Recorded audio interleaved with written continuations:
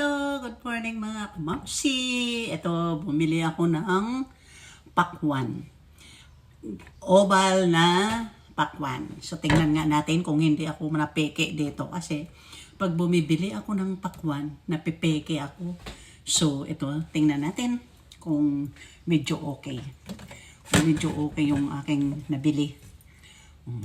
Hiwain muna natin sa gitna. Tingnan natin. Uy, wow. Tingnan natin kung matamis. Oh, wow. Mukhang matamis ang aking nabiling pakwan. So, ayan, dilaw na dilaw. 80 pesos lang po yung bili ko sa palengke. So, ayan, hiwa-hiwain na natin mga kamamsi at ilagay sa plato. So, ayan. Mukhang hindi naman ako nagsisisi kasi mukhang matamis.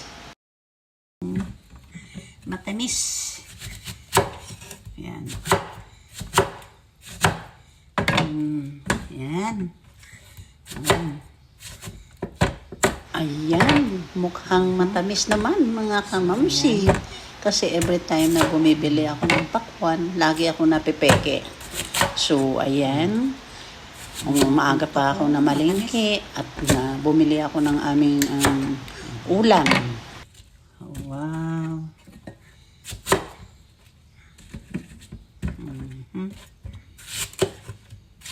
Tingnan natin kung matamis itong pakwan na yellow.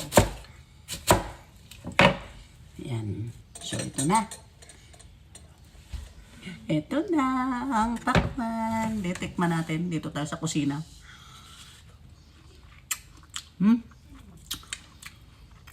Sarap.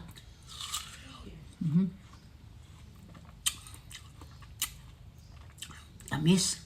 Puwere diabetes.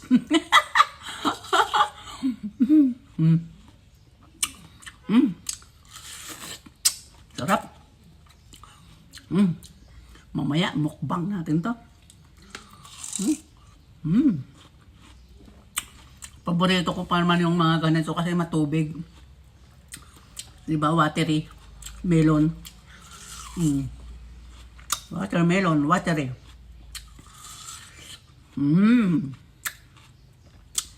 Sarap. Tamis.